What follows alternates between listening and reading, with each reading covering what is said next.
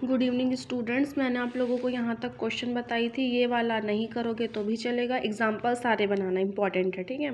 अब उसके बाद नेक्स्ट क्वेश्चन है ये वाला, तो मैं ये आपको नहीं बता रही हूँ, मैं ये बता रही हूँ क्योंकि ये अगर क्वेश्चन आपको बता दूंगी तो ये ऑटोमेटिक बन जाएगा और इससे इजी ये वाला क्वेश्चन है, ठीक है। तो 11वें से इजी 10वां है, इसलिए मैं आपको 11वां बता रही हूँ, आप 10वां खुद बनाओगे, ठीक है। चलो देखते हैं क्या क्या दिया है क्वेश्चन में। यदि x का मान दिया है x is equal to are sine A cos C, y is equal to y का मान दिया है are sine A sine C और z का मान दिया है आर कॉस ए। देखना साइन ए मतलब साइन ए है और साइन सी भी है क्या, हाँ ये भी है। सी का मतलब क्या है, इनके जो कोण हैं वो अलग अलग है, ठीक है। तो ये मान हमको दिए हैं और ये हमको क्या करना है, सिद्ध करना है, ठीक है। तो सबसे पहले जो दिया है उसको लिख लिए हम कॉपी में कि R X is equal to are sine A cos C, Y is equal to are sine A sine C, Z is equal to R cos A. सिद्ध करना है क्या, R square is equal to X square plus Y square plus Z square, ये आपको सिद्ध करना है। तो हमको कोई भी एक पक्ष लेकर दूसरा पक्ष सिद्ध करना है, जैसे कि करते हैं सिद्ध करने में। तो मैं ये आर को नहीं ले रही हूँ, इस पद को ले रही हूँ, ठीक है। कौन सा पद, राइट हैंड साइड वाला मतलब दायां पक्ष। तो एक्स स्क्वायर की घात 2 धन वाई की घात 2 धन जेड की घात 2 लेने पर, इसलिए राइट हैंड साइड लेने पर सारी वैल्यू लिख लिए, एक्स की घात 2 धन वाई की घात 2 धन जेड की घात 2। एक्स का मान क्या है, आर साइन ए रख दिए पूरे की घात 2। वाई का मान क्या है, are sine A sine C R sine A sine C की घात 2 और z का मान कितना है, आर कॉस ए, तो आर कॉस ए पूरे की घात 2। देखो ये गुना के फॉर्म में है ना, इनके बीच में कोई निशान नहीं है, तो घात की घात दो क्या हो जाएंगे, बाहर आ जाएंगे, ठीक है। अगर यहीं पर प्लस माइनस होता तो फॉर्मूला लगाते। तो देखो आर की घात 2 साइन की घात साइन ए की घात 2 कॉस सी की घात 2 आर की घात 2 साइन ए की घात 2 साइन सी की घात 2 आर की घात 2 कॉस ए की घात 2। क्यों कर रहे हैं, क्योंकि पूरे का होल स्क्वायर था, ठीक है। अब उसके बाद यहाँ पर देखो इस वाले पद में, कौन से वाले पद में, सिर्फ इस वाले पद में, यहाँ पर भी साइन ए की घात 2 है, यहाँ पर भी साइन ए की घात 2 और इन दोनों के बीच में कौन सा निशान है, धन का निशान है, ठीक है। कॉमन किससे लेते हैं, जब बीच में धन या ऋण का निशान रहता है, ठीक है। तो यहाँ पर भी साइन ए स्क्वायर है, यहाँ पर भी साइन ए स्क्वायर है, दोनों से मैंने क्या की, और यहाँ पर भी आर की घात 2 है, यहाँ पर भी आर की घात 2 है, मतलब दोनों में दो टर्म क्या है, बराबर है, इसलिए मैंने दोनों से आर की घात 2 साइन ए की घात तो ए को कॉमन ले ली। अब यहाँ पर से आर की घात 2 निकल गया, साइन ए की घात 2 बच गया क्या, साइन सी की घात 2, तो मैंने ब्रैकेट में लिखी। यहाँ पर क्या बचा, साइन सी की घात 2, तो इसको भी ब्रैकेट में लिख लिए। अब प्लस ये वाला जो मान है इसको एज इट इज रहने दिए, आर की घात 2 कॉस ए की घात 2 करके, ठीक है। अब आपको पता है कॉस की घात 2 धन साइन की घात 2 का मान कितना होता है, 1 होता है, तो यही मैंने पुट कर दी। तो r square sine A square into 1 plus bracket में ये वाला बचा हुआ था इसको लिख दिए। अब फिर से देखो यहाँ पर भी आर की घात 2 है, यहाँ पर भी आर की घात 2 है, ठीक है। मैंने यहाँ पर फॉर्मूला भी यूज़ किया है, दोनों से आर की घात 2 को क्या कर लिए, कॉमन ले लिए, ठीक है। तो यहाँ आर की घात 2 यहाँ आर की घात 2, दोनों से आर की घात 2 कॉमन निकल गए। यहाँ पर साइन स्क्वायर है कॉस स्क्वायर है, फिर से इसका मान कितना हो गया, 1 हो गया, और यही क्या है, आर स्क्वायर बच गया, और यही हमारा कौन सा पक्ष हो गया, बायां पक्ष हो गया, ठीक है। ऐसे ही इस क्वेश्चन में अब यहाँ पर भी क्या दिया, देखो 10वें क्वेश्चन में x का मान दिया a cos थीटा बराबर y का मान तथा y का मान कितना दिया, y is equal to b cot theta. तो सिद्ध कीजिए X square upon A square minus Y square upon B square का मान कितना होना चाहिए, a का आना चाहिए। तो x की जगह इसका मान रखना, y की जगह इसका मान रखना, और दोनों से क्या करोगे, a से a कैंसिल होगा, b से b कैंसिल हो गया, कॉस स्क्वायर है b कॉट स्क्वायर होगा, उसका मान एक ही होता है, ये फॉर्मूले से ऑटोमेटिक सिद्ध हो जाएगा, ठीक है। चलो नेक्स्ट एक्सरसाइज देखते हैं। देखो नेक्स्ट वाला जो क्या है आपके पास में, दिए गए त्रिकोणमिति समीकरणों के हल ज्ञात कीजिए। देखो वो क्या था, त्रिकोणमिति सर्वसमीका था, क्या था, सर्वसमीका और समीकरण में अंतर होता है। समीकरण में आपको ये बराबर के जीरो वाला भी लेकर चलना पड़ता है, और सर्वसमीका में क्या होता है, आपको बराबर का एक पक्ष लेकर ही हल करना रहता है, ठीक है। और यहाँ पर जो थीटा का मान है वो किसके किसके बीच होना चाहिए, 0 डिग्री से 90 डिग्री के बीच होना चाहिए बोल रहा है, ठीक है।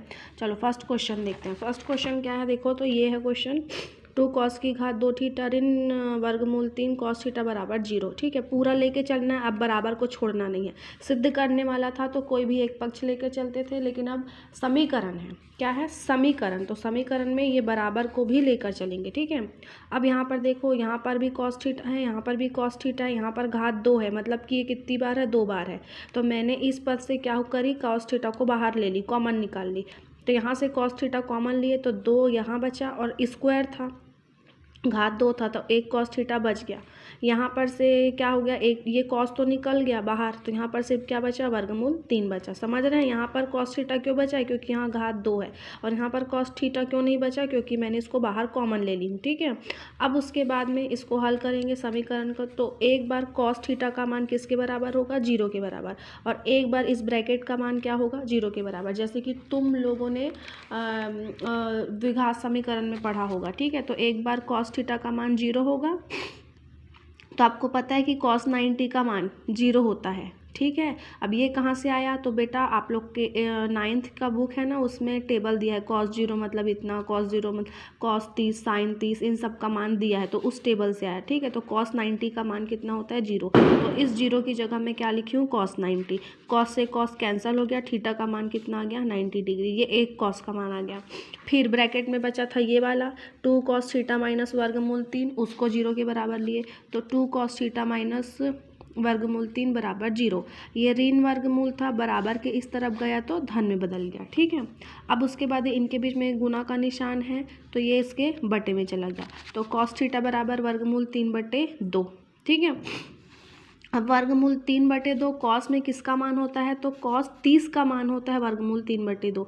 तो इस वर्गमूल 3/2 की जगह क्या लिखी हूँ, कॉस 30। ठीक है, कॉस से कॉस फिर कैंसिल हो गया, थीटा का मान कितना आ गया, 30 आ गया। ठीक है, तो थीटा तो 30 एंड 90 डिग्री, ये तुम्हारा हो गया आंसर।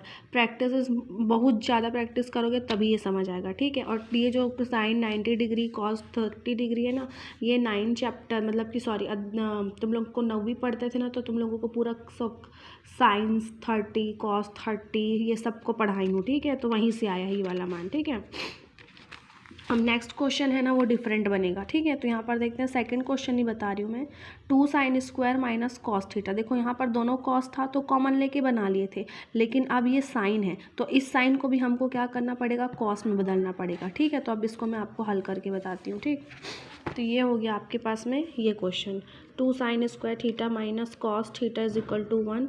ये क्वेश्चन वही है, हल के रूप में लिखे हैं। अब इसको हल कैसे करेंगे देखना, साइन स्क्वायर थीटा यहाँ पर था ना, साइन स्क्वायर थीटा, तो उसकी जगह क्या लिखे हैं, 1 माइनस कॉस स्क्वायर थीटा। ये कहाँ से आया, तो आपको पता है कि क्या होता है, cos square theta plus sine square theta is equal to 1। Sine का मान निकालना है तो कॉस को इधर पक्षांतर कर देंगे, है कि नहीं, तो साइन का मान कितना हो जाता है, sine square theta is equal to 1 minus cos square theta. तो यही साइन स्क्वायर थीटा की जगह 1 माइनस कॉस स्क्वायर थीटा आ गया। ठीक है, और बाहर में 2 था तो 2 ही रहने दिए। अब उसके बाद में ये 2 गुना के निशान में है, तो अंदर का पूरा गुना कर देंगे, तो वो 2 का गुना 1 से तो 2, और 2 का गुना कॉस स्क्वायर थीटा से तो 2 cos square theta minus cos theta बराबर के तरफ 0 होना चाहिए। ठीक है, बराबर के इस तरफ 0 होना चाहिए, तो इस 1 को इधर लेके आए तो धन 1 था, इधर आके ऋण 1 में बदल गया। ठीक है, अब उसके बाद इस 2 में से 1 को घटा देंगे, क्योंकि ये धन 2 है, ये ऋण 1 है, तो हमारे पास क्या बचेगा, धन 1। क्यों, क्योंकि 2 और 1 में बड़ा क्यों है, बड़ा कौन है, 2 है। ठीक है, अब उसके बाद में यहाँ पर बच गया ऋण 2 कॉस स्क्वायर थीटा, यहाँ पर माइनस कॉस थीटा प्लस 1। अब इन सब से माइनस कॉमन निकाल रहे हैं, क्यों निकाल रहे हैं, क्योंकि ये जो कॉस स्क्वायर थीटा है ये प्लस में होना चाहिए, धनात्मक होना चाहिए, तो सबका साइन बदल जाएगा, तो माइनस को लिए कॉमन, तो ये माइनस प्लस में, ये प्लस माइनस में आ गया। ठीक है, माइनस 0 के पास चला गया। अब यहाँ पर बच गया 2 cos square theta plus cos theta का माइनस 1 इज इक्वल टू 0।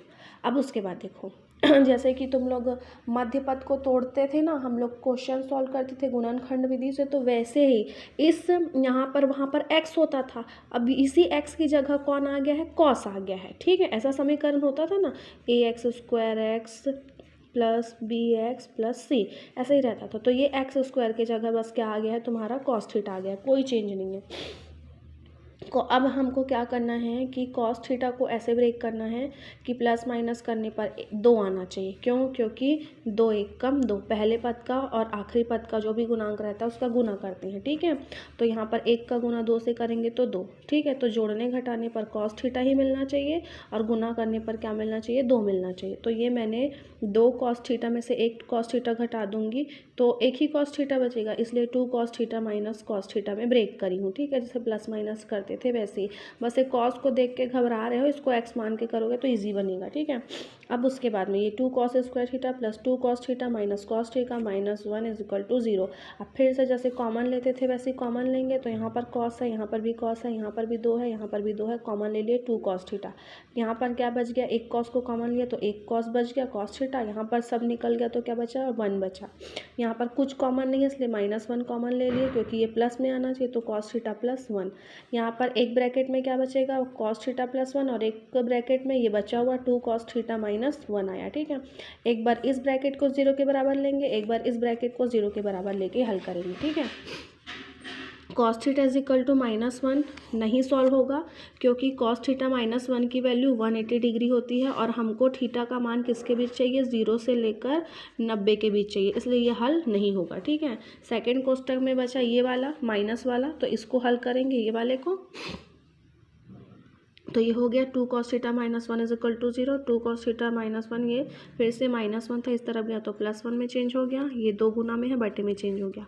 1/2 किसका मान होता है? कॉस 60 का मान होता है 1/2। कॉस 60 लिख दिए, कॉस से कॉस कैंसिल, थीटा का मान क्या हो गया? 0। मैंने रीज़न लिखी हूँ कॉस थीटा माइनस को छोड़ने पर, क्योंकि जो थीटा का मान है 0 से 90 के बीच है, ठीक है। तो इसलिए cos 1/2 को ही क्या करेंगे? हल करेंगे, लिखना नहीं है, ये यहीं से आंसर क्लियर हो जाता है, ठीक है। चलो नेक्स्ट वीडियो में नेक्स्ट क्वेश्चन बताएंगे।